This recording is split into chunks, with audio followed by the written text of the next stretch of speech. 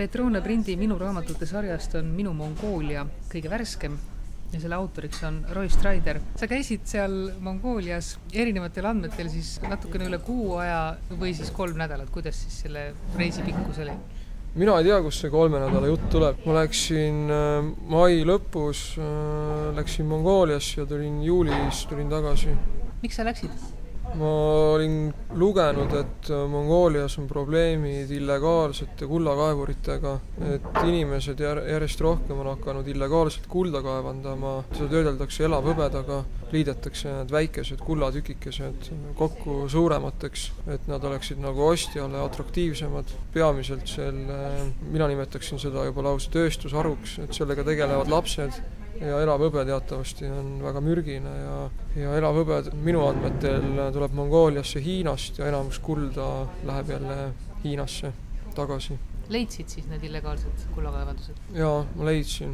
Ma nägin ühte väga suurt illegaalset kullakaevandust, mis oli umbkaudu 25 ruutkilomeetrit suur.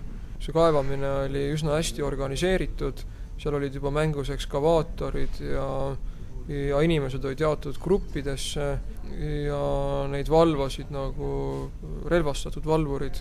Ja mul õnnestus sinna kaevandusse sisse minna ja seal teha mõned üsna pikad intervjuud nende valvurite nii-öelda selja taga mongolitega nõnda, et ma kasutasin enda sõbrannat, kes on mongoolanna, kasutasin tõlgina ja intervjueerisin neid illegaalseid kullakaevureid.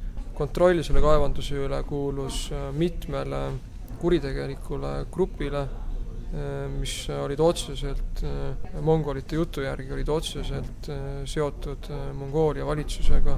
Ja kui mina sinna läksin, siis sealt just üks uhke kallis tumendatud akendega luksusmaastur lahkus. Et ilmselgelt see kõik toimub poliitikute ja võimude teadmisel ja toob kellelegi väga palju lihtsate Mongoolia inimeste ja selle maa arvelt sisse.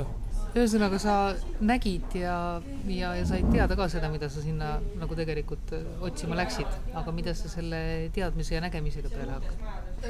Sellest on veidi vara veel rääkida. Aga see on nagu lisa selline teema? Ei ole. Mul on seda nii raske selgitada. Ma läksin sinna tõesti nagu väga-väga konkreetse eesmärgiga ja ma tegutsen sellel suunal edasi ja siin on nagu mitmed ideed, aga mul võib-olla ei ole väga mõistlik sellest nagu niimoodi avalikult rääkida praegu. Raamatus on ka muidugi kirjeldatud kõiki neid sündmusi, mis juhtusid Mongoolias ja ta on kukkunud välja vist küllaltki seikluslik ja võib-olla mõnele tütarlapsele kuskil võib-olla on huvitav lugeda. Miks tütarlapsele just? Ma arvan, ma olen väga avameelselt paljastanud mehe tundemaailma, et enda jaokski ehmatavalt. Mul oli väga raske kirjutada seda raamatut ja kohati ka piinlik ja nõudis nagu eneseületust. Aga sa ikkagi kirjutasid, ma just mõtlen, et sellisena selle raamatu, et sa oleks võinud ju seda kirjutada ka teisiti. Nii, et ei oleks endal halb. Aga teisiti ei oleks olnud aus, sellepärast, et ma olin Mongoolias ikkagi niivõrd vähe ajaliselt, et Mongooliast kui sellisest kirjutada, see oleks tulnud mingi võib-olla selline blogi moodi või eriti mind ei tõmmanud see taoline mõte.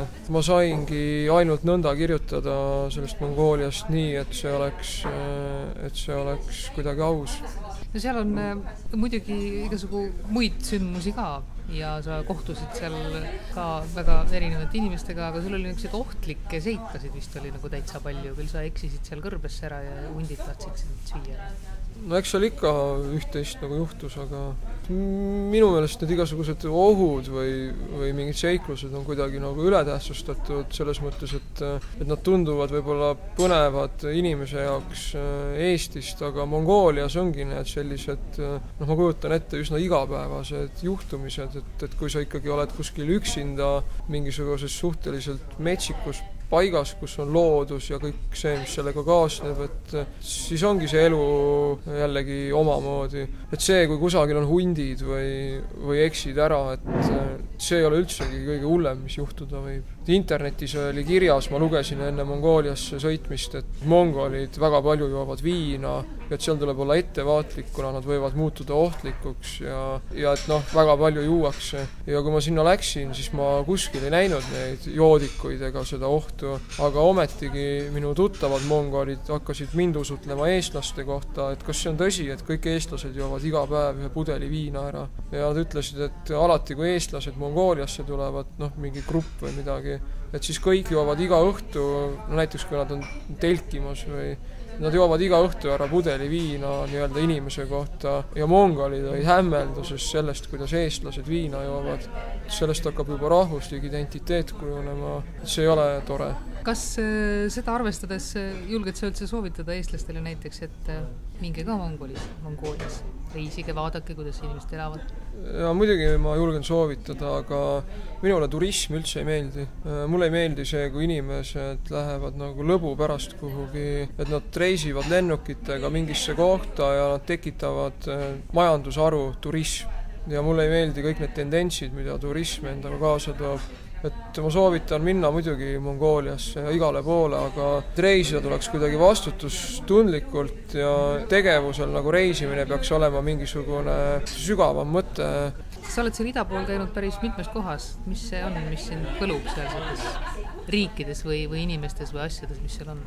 No ma elan Katmandus tegelikult. Pool aega aastast elan Katmandus ja pool aega elan Eestis siin ühes talus. Ja ma ei suudagi enam neid maailmu nii väga kuidagi enda jaoks lahutada või et see on kõik üks planeet ja ma ei oska enam hästi nagu lahutada seda ida ja läänt. Inimeste loomus on ju tegelikult igal pool suhteliselt sarnane ja lihtsalt probleemid on erinevad, kuna ajalugu ja kultuur ja religioon on olnud erinev, aga ma ei oskagi enam nagu niimoodi eristavalt vaadelda, aga ma ei ole seda nagu otseselt ise planeerinud või ma ei tea, see on lihtsalt nõnda välja kujunenud. Kuidagi tunnen.